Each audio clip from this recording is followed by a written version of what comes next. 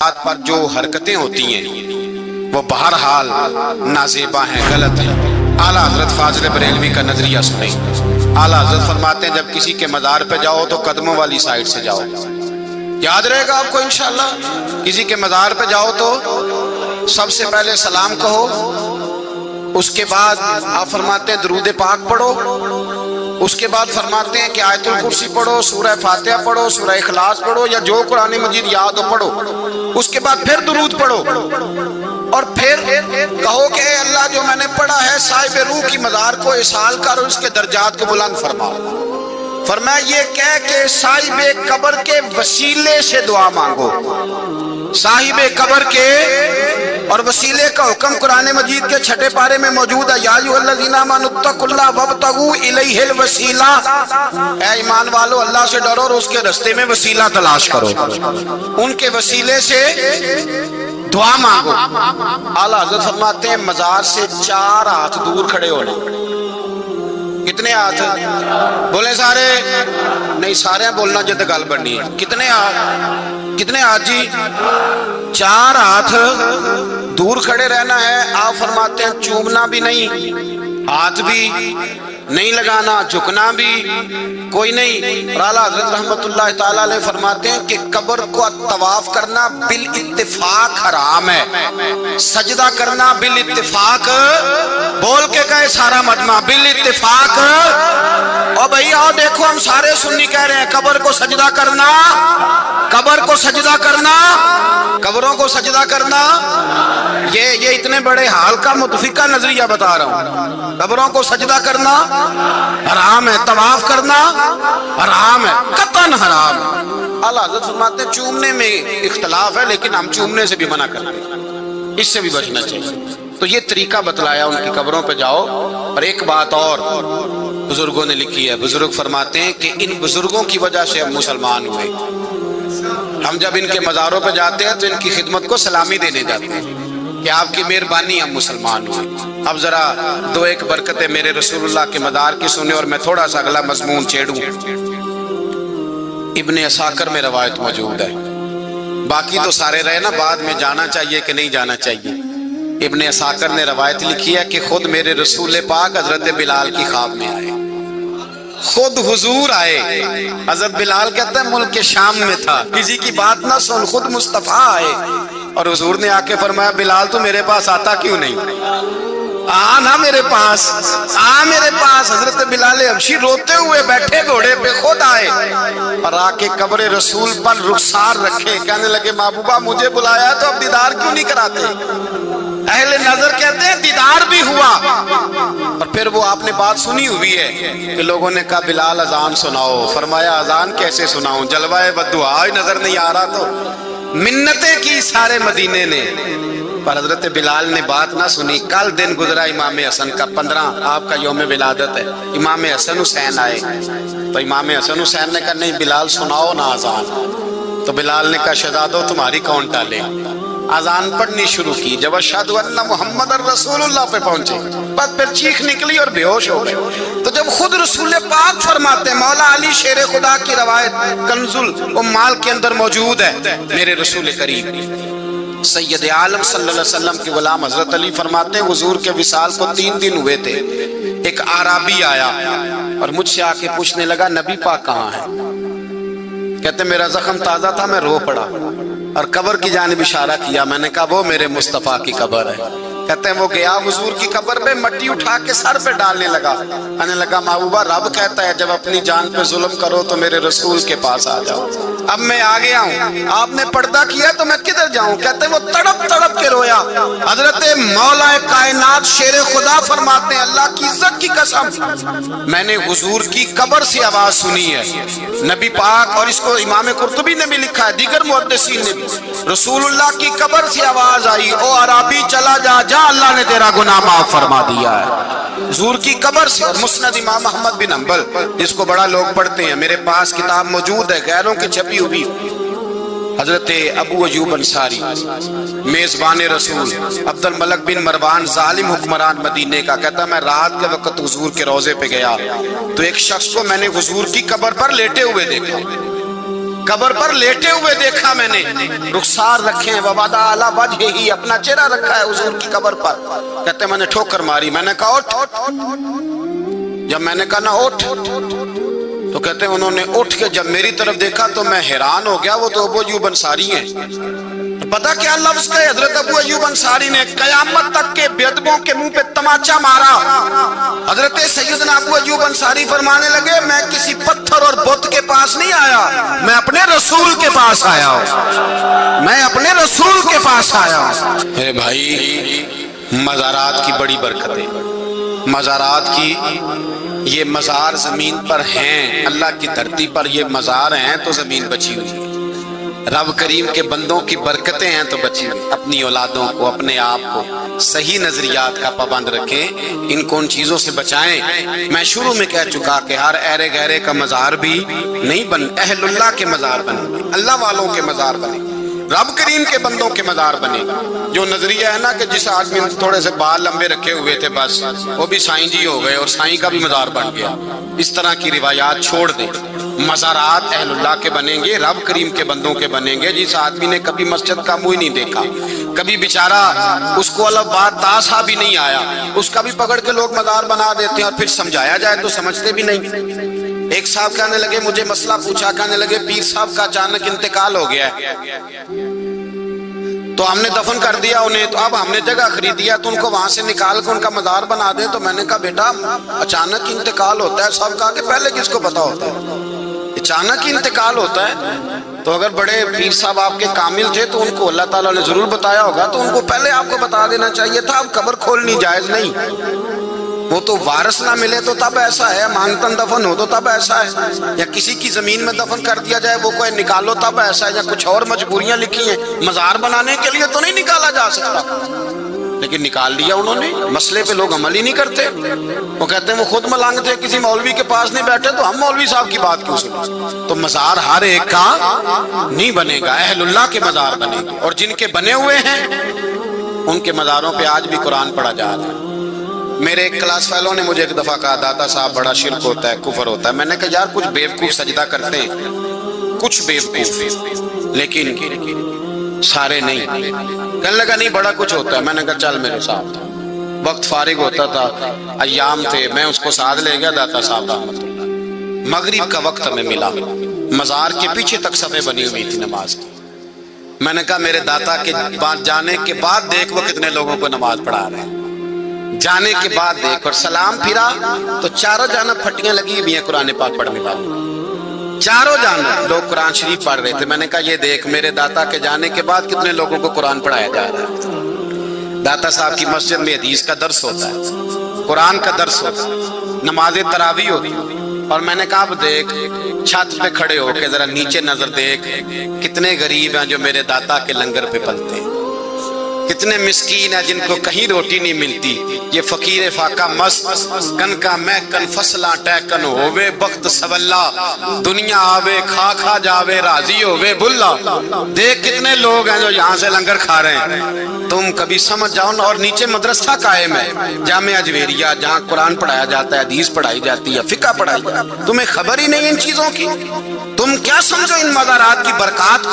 تم نے تو تعصب کی پٹی باندھ لیا جو کھلتی نہیں۔ مزار کی بڑی برکت ہے، بڑی کیفیت، جو غلطی ہے، جو مبہم ہے، وہ میں پہلے بتا چکا ہوں۔ بڑے ظالم لوگ ہیں جنہوں نے مزاروں کو منشیات کا اڈا بنا لیا، جنہوں نے، اور میں نے درجنوں جگہ پہ اعلیٰ حضرت کے اقوال لکھ کے میں نے لگائے ہیں کہ مزار کو سجدہ کرنا ناجائز ہے، مزار کو کسی قسم کی خرافات کرنا ناجائز ہے۔ اعلیٰ حضرت نے لکھا ہے 4 ہاتھ دور کھڑے رہ کے صرف صاحب مزار کا وسیلہ دے کے دعا مانگو۔ بات یاد رہے گی آپ حضرات کو، جتنا آپ نے ان لوگوں کو سمجھانا ہے جو غلطی کرتے ہیں اتنا ان کو بھی سمجھانا ہے جو بدتمیزیاں کرتے ہیں مزارات، جو ظلم کر رہے ہیں اور انہوں نے ہیروئن کا اور نشے کا اڈا بنا دیا مزارات۔ ان کو لتاڑنے کی زیادہ ضرورت ہے تاکہ خرافات جو ہیں ان سے بچا جا سکے۔ اعلیٰ حضرت سے کسی نے پوچھا تھا کہ بی بی پیر سے پردہ کرے گی؟ آپ نے فرمایا واجب ہے پیر سے پردہ کرنا، ضروری ہے، واجب ہے۔ تو کہا بے پردہ ہو کے بیبیاں مزاروں پہ جا سکتی ہیں؟ آپ نے فرمایا تم کہتے ہو جا سکتی ہیں، مجھ سے پوچھو اگر بے پردہ جائیں گی تو ان پہ لعنتیں کتنی برسیں گی۔ ان سخت پابندیوں کے ساتھ مزارات پر جانے کی اجازت دی. ایسے تھوڑی ہے جدھر جیسے جس کا دل کیا وہ چل پڑا. بہرحال یہ کچھ باتیں تھی مزارات کے حوالے سے جو کل رہ گئی تھی آپ کی خدمت میں گوش گزار کر دی. اب کچھ بات کرنی ہے اوہام پرستی کی. اس کو بدشگونی بھی کہتے ہیں. یہ مسئلہ بڑا عام ہو گیا ہے اسلام میں. بدشگونی کوئی نہیں، نیک شگونی ہے. دو باتیں یاد رکھیں، نظر حق ہے وہ لگ جاتی ہے. حدیث بخاری میں حضور نے فرمایا نظر کا لگنا، بری نظر، ویسے درویش کہتے ہیں اگر بری لگ جاتی ہے تو اچھی بھی لگ ہی جاتی ہے، اچھی بھی لگ ہی جاتی ہے. اور پیر چنن شاہ صاحب رحمت اللہ علیہ آل شریف والے حضرت پیر چنن شاہ صاحب، ان کے پاس ایک کشمیر کا لڑکا تھا. وہ آیا تو حضرت کے پاس ہی رہنے لگا، دیر تک رہنے لگا. اس کے ابا جی پیچھے سے لینے آ گئے، کہنے لگے بیٹے چل میں نے بڑے پیر دیکھے ہیں. کہنے لگے نہیں ابا جی میرا نہیں دل کرتا، میں نے ادھر ہی رہنا ہے. چل بیٹا میں نے بڑے پیر دیکھے ہیں. کہا ابا جی میں نے ادھر ہی رہنا ہے. تیسری دفعہ کہنے لگے بیٹے میں نے بڑے پیر دیکھے ہیں. تو بیٹا سیانا نکلا، کہنے لگا ابا تو بڑے دیکھے ہیں، تجھے نہیں نہ کسی نے دیکھا. اللہ کرے کو تجھے بھی دیکھ لیتا. تو نے بڑے دیکھے ہیں، تجھے بھی کو دیکھتا، تجھے بھی کو چومتا، تجھے بھی کو پیار کرتا، تیرا بھی دل لگتا. تو دیکھتا ہی رہا ہے، تجھے نہیں نہ کسی نے دیکھا. وہ تجھے دیکھ لیتا تو تیرا بھی کچھ بن جاتا. اگر بری لگ جاتی ہے تو اچھی بھی. نظر کی جولانیاں نہ پوچھو، نظر تو وہ ظالم نظر ہے، اٹھے تو بیڑا ہی پار کر دے، گرے تو خانہ خراب کر دے. نظر بہرحال حق ہے وہ لگ جاتی ہے. اس کے بارے میں جو دیکھنے والا اگر کسی چیز کو اسے اچھی لگے تو اسے کیا کہنا چاہیے؟ ماشاءاللہ. کیا کہنا چاہیے؟ بزرگ کہتے ہیں پھر نظر لگتی. ایک بات. دوسرا حضور نے وظیفہ بتلایا روایت میں، قل اعوذ برب الفلق اور قل اعوذ برب الناس پڑھتے ہوئے سو جاؤ. سوتے وقت اس کو پڑھ لو، کوئی نظر نہیں رہے گی، کوئی شے نہیں رہے گی، نظر آ گئی. دوسری بات ہے استخارہ، اللہ سے خیر طلب کرنا. آپ کوئی کام کرنا چاہتے ہیں تو یہاں 2 رکعتیں پڑھ کے سو جائیں. ایک چند دعائیں بھی ملتی ہیں، وہ دعائیں پڑھ کے سو جائیں. پھر خواب میں آپ کو کوئی اشارہ ہوگا، اگر نہیں بھی اشارہ ہوتا تو جدھر دل جمے وہ کام کر لیں، اللہ تبارک و تعالیٰ کو یقیناً وہی منظور ہوگا.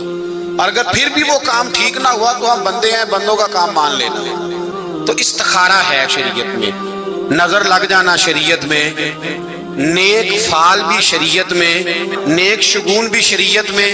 نیک شگون کیا ہے؟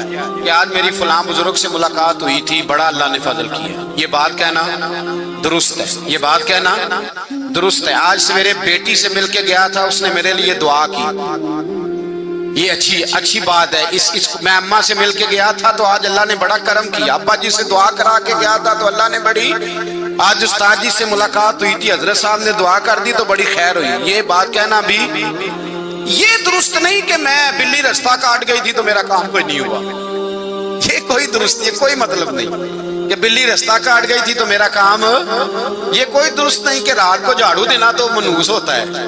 یہ کوئی درست نہیں کہ جناب کو چارپائی کے پاس بیٹھ گیا تو منحوس ہو گیا.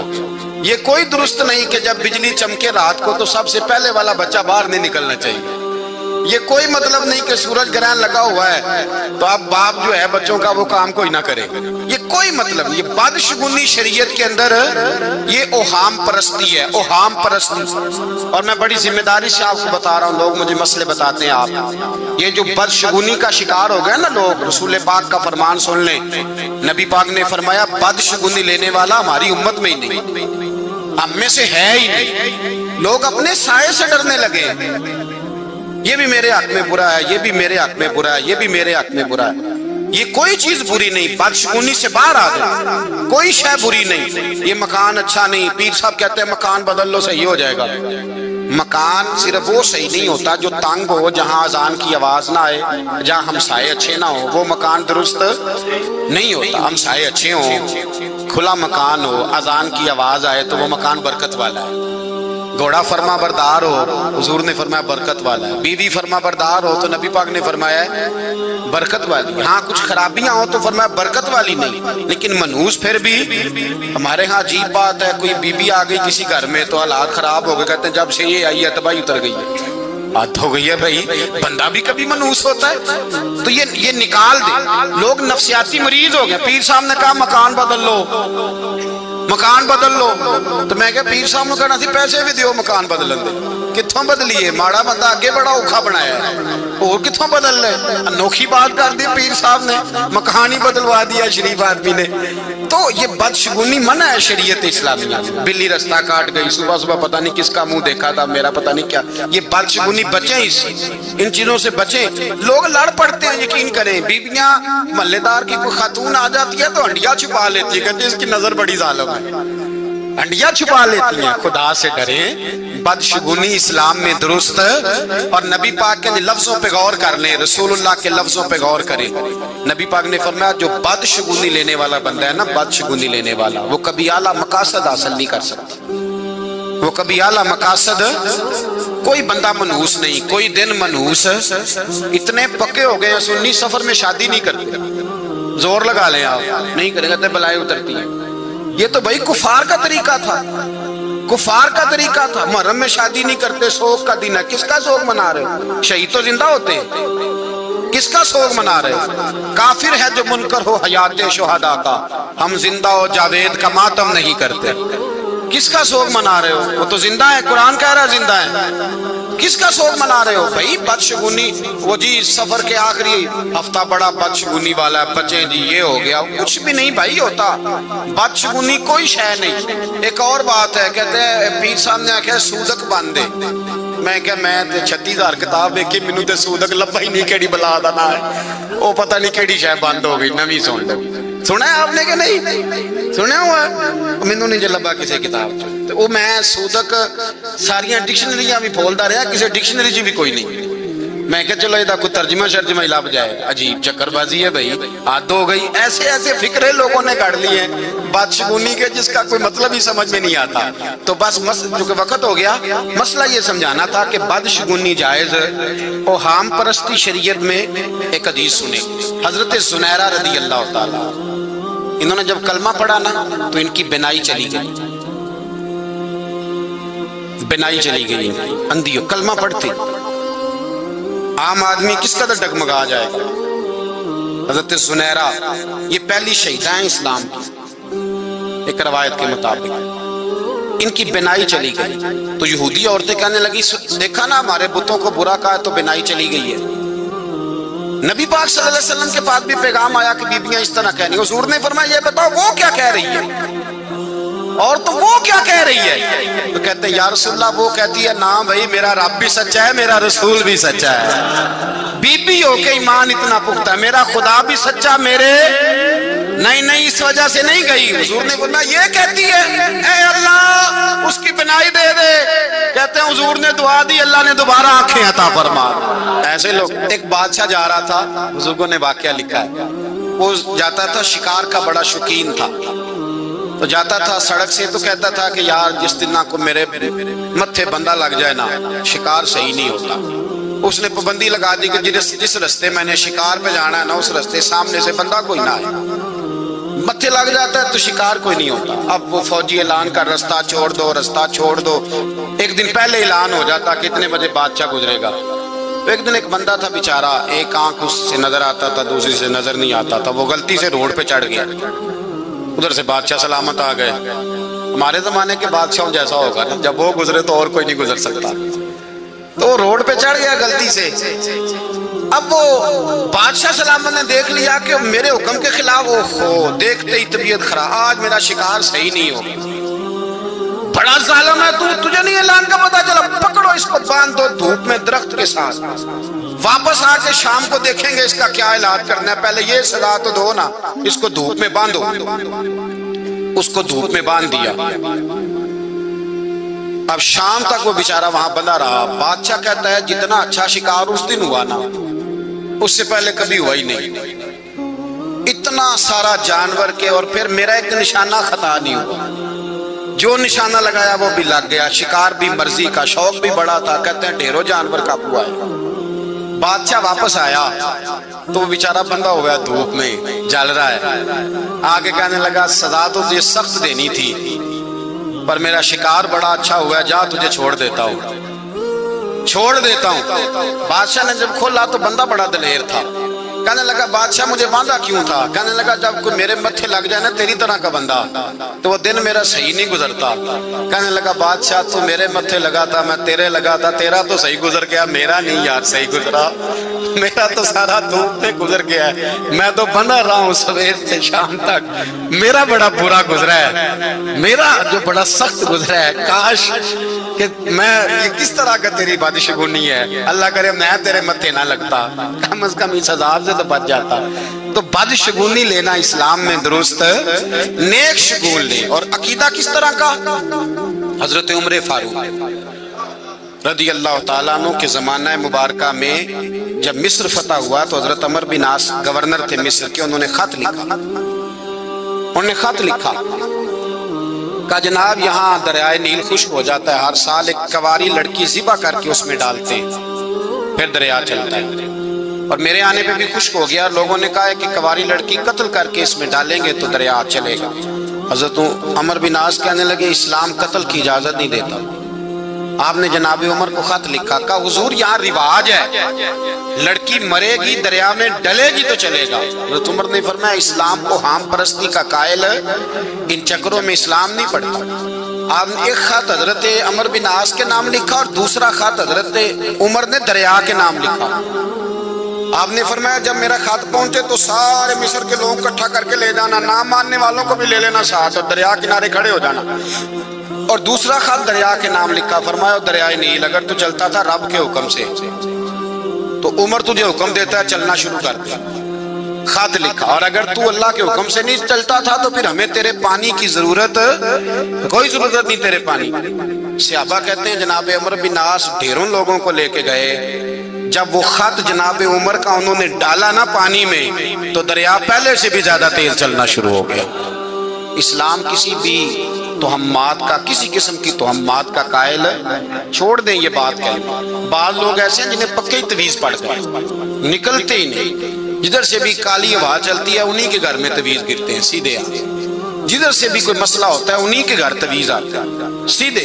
اپنے آپ کو مضبوط کریں، ہم خدا کے ماننے والے، رسول اللہ کے ماننے والے، عقیدہ اور ایمان رکھنا، ایسے ہر آدمی کو شک کی نگاہ سے دیکھنا۔ اور پھر لوگ کہتے ہیں میں فلاں تویز والے کے پاس گیا تھا، وہ کہتا تھا تجھے کسی نے کچھ کیا ہوا ہے، تو میں نے کہا بھئی اگر آپ مریض نہیں ہوں گے تو پھر ڈاکٹر دوائی کس بات کی دے گا، اور ڈاکٹر دوائی نہیں دے گا تو آپ پیسے نہیں دیں گے، تو وہ جس کے پاس گئے ہیں اس نے آپ کو کچھ بتانا ہے تو آپ نے اس بیچارے کو کچھ دینا ہے، تو اس کا تو دھندا ہے، اگر آپ یہ کام نہیں کریں گے تو وہ فیل ہو جائے گا۔